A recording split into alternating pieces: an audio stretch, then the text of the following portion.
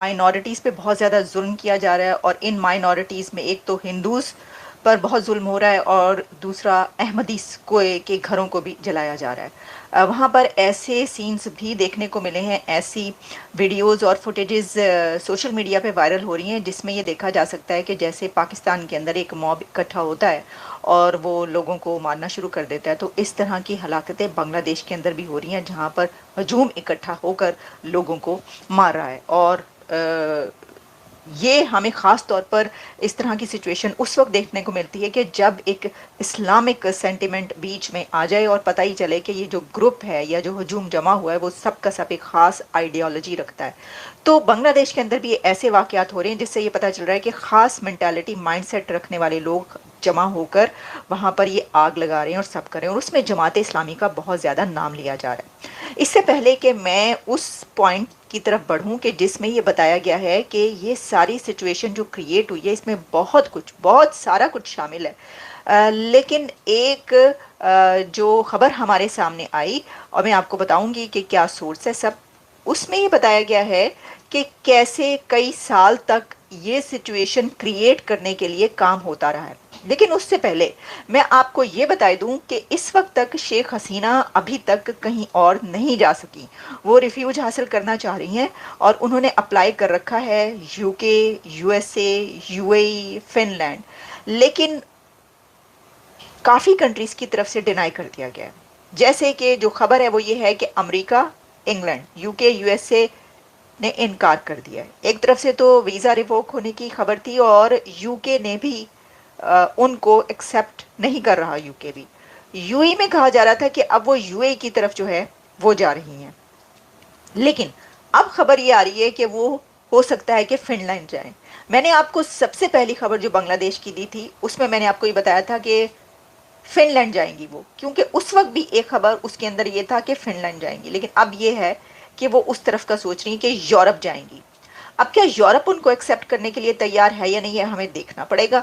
लेकिन जो alarming situation है वो ये भी है कि बांग्लादेश के अंदर कुछ ऐसी आवाज़ें भी उठ रही हैं, जैसे कि उनके सुप्रीम कोर्ट बार एसोसिएशन जो है बांग्लादेश की, उसने ये डिमांड की है कि शेख हसीना और उनकी सिस्टर शेख रिहाना को उन हैंड ओवर किया जाए बांग्लादेश को, और उनको गिरफ्तार किया जाए और उसके बाद उनके ऊपर जो जराइम हैं वो उन जराइम के तहत उनको या फांसी लगाई जाए या जो भी वो वहाँ की हुकूमत जो बनेगी या वहाँ का कानून या जो वहाँ के लोग ख़ास तौर पर जो कि इस वक्त शेख हसीना के ख़िलाफ़ हैं और जिन्होंने ये प्रोटेस्ट किए हैं वो जैसा समझते हैं वो उनके साथ वो वाला सलूक करें। अब वो वाला सलूक आप चौक पे खड़े होकर चौक में लटका के फांसी दे दें या कुछ और करें, तो इस तरह के वहाँ के हालात जो हैं वो नज़र आ रहे हैं और वहाँ के कुछ जो हैं वो ऐसा करें। लेकिन मैं समझती हूँ कि एक तो अगर ऐसा कुछ होता है तो ये बहुत ज़्यादा खून खराबा जो है उसकी तरफ जाएगा।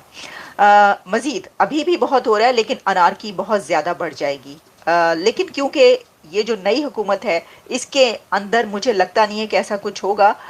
वो जहाँ पर भी रिफ्यूज हासिल करने की कोशिश कर रही हैं उनको करने दिया जाएगा, जाने दिया जाएगा, क्योंकि मोहम्मद यूनुस जिनका नाम लिया जा रहा है कि अब वो चीफ़ एडवाइज़र बन रहे हैं और उन्होंने इसको एग्री भी कर लिया है, तो वो क्योंकि नोबेल लॉरिएट हैं और मुझे नहीं लगता कि वो इस तरह का कोई करेंगे बात। वैसे तो उन्होंने अपनी पहली स्पीच तो अभी नहीं है, लेकिन जो उन्होंने स्काई न्यूज़ को इंटरव्यू दिया वो इंटरव्यू देखकर मैं बहुत हैरान इसलिए हुई कि इसमें उन्होंने ये कहा कि वो जो सेलिब्रेशन एक उस वक्त थी कि जिस वक्त पाकिस्तान से आज़ादी हासिल की थी और दूसरी सेलिब्रेशन अब है। तो नोबेल लॉरिएट जो है वो वैसे तो देखें जाहिर है कि एक पढ़ा लिखा बंदा है इस तरह का, वो ये सोचता है कि इस तरह के हालात पैदा ना हो कि ज़्यादा क्राइसिस बढ़े, तो ये तो हमें पता चल जाएगा। लेकिन शेख हसीना अभी तक इंडिया के अंदर मौजूद है और उनको बहुत ज़्यादा हाई प्रोफाइल सिक्योरिटी में रखा गया है और उसके अंदर एक चीज़ ये भी है कि वहाँ पर हाई सिक्योरिटी ड्रिल्स भी हुई हैं जिस जगह पर उनको रखा गया है और पूरा एक ऐसा बनाया जा रहा है कि किसी को ना पता चले कि वो कहाँ पर हैं और किसी को नहीं बताया जा रहा। अब इसके अंदर एक सवाल तो यही पैदा हो रहा है कि हसीना किधर जाएगी। जो आपने लिखा विवेक, ये आपने सही लिखा कि आपने कहा हसीना भाग जाएगी, भाग तो वो चुकी हैं वहां से, यानी बांग्लादेश से तो वो भाग चुकी हैं, लेकिन भाग कर वो जाएंगी कहाँ, कहाँ उनको एक्सेप्ट किया जाएगा। अच्छा, अब इसके अंदर मैं उस नुक्ते की तरफ आती हूँ कि जो मैंने ये कहा कि ये हालात यहाँ तक पहुँचे कैसे। इसके अंदर दो चीज़ें हैं। एक तो ये कि शेख हसीना के अपने बहुत बड़े ब्लंडर्स भी शामिल हैं, बहुत बड़ी बड़ी गलतियाँ भी शामिल हैं। उनकी सबसे बड़ी गलती ये है कि स्टूडेंट प्रोटेस्ट इतने दिन तक चलता रहा और एक ऐसे पीक पर पहुंच गया, एक ऐसे पॉइंट पर पहुंच गया कि जहां पर एक बॉइलिंग सिचुएशन थी बांग्लादेश की, जहां पर लोग वो वाली वीडियोस पूरी दुनिया में शेयर होना शुरू हो गई। और फिर उसके बाद उन्होंने जमात इस्लामी पर पाबंदी लगाई और उनको ये पता चला कि ये जो कुछ हो रहा है इसके पीछे तो पूरी एक साजिश है। अच्छा, लेकिन देखिए उनके जो इकदामात थे, जो उन्होंने स्टेप्स लिए, जो कि बहुत अग्रेसिव थे और इंतहा पसंद थे।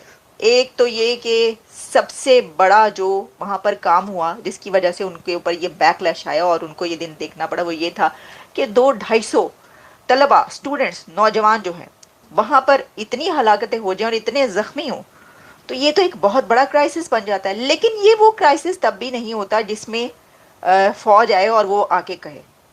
ये हुआ, लेकिन उन्होंने, उनके ऊपर गोलियां चलती नहीं तलबा पे, वो रोकने की कोशिश जो है वो की या नहीं की, उनको ये सोचना पड़ेगा कि क्यों नहीं रुकवाया, आखिर क्या वजह हुई, कंट्रोल क्यों ना कर पाई, उनके हाथ से निकल गया, वो कंट्रोल नहीं कर पाई। लेकिन इसमें उनका एक जो सख्त की स्टैंस, इससे पहले उन्होंने बहुत सारे लोगों को फांसियां भी नहीं, पॉलिटिकल पार्टीज को बैन किया और सोशल मीडिया पर भी पाबंदियां लगाई, बैन किया।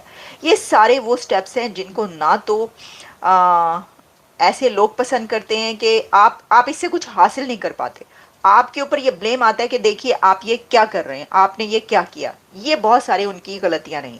लेकिन अब हुआ क्या, हुआ ये है कि एपी इस वक्त मेरे सामने ओपन है, और सिर्फ एपी ही नहीं बल्कि बहुत सारा मीडिया ऐसा है कि जो इसको पब्लिश कर रहा है, और इसमें ये बात पता चलती है कि जमात इस्लामी पिछले 4-5 साल से काम कर रही थी और बांग्लादेश की जमात इस्लामी ने एक ऐसे संगठन बनाए हुए थे, जैसे कि कहा जा रहा है कि छात्र संगठन, जिसमें कि यानी इस तरह के groups, student groups Jamaat Islami इस्तेमाल कर रही थी, जिसमें उन्होंने अपने लोगों को अपने माइंडसेट पे लड़के लड़कियों को तैयार करके अपने लोगों को स्कूल और कॉलेजेस में जो है वो बड़ी तादाद में दाखिल करवाया। और फिर वो जो छात्र थे, वो जो स्टूडेंट्स थे, उन्होंने स्कूल कॉलेजेस के जो स्टूडेंट्स हैं उनके दिमागों को पॉइजन किया, उनके दिमागों में जहर भरा। अब वो जहर कौन सा, एक तो ये हो सकता है कि एंटी हसीना, जाहिर है कि अवामी लीग जो है उसके खिलाफ, या जो सिर्फ उनकी डिमांड थी उसके खिलाफ था कि ये डिमांड है कोटा सिस्टम ख़त्म किया जाए। लेकिन प्रॉब्लम ये है कि कोटा सिस्टम तो ख़त्म हो चुका था। ये जो प्रोटेस्ट हुआ इसके ऊपर ये इसलिए बात की जा रही है कि कोटा सिस्टम तो उन्होंने ख़त्म कर दिया था, शेख हसीना ने मान भी लिया था। कोटा सिस्टम इससे पहले भी शेख हसीना एक दफ़ा बंद कर चुकी थी। इसकी पूरी डिटेल मेरे पिछले प्रोग्राम में आप उठाकर देखिए।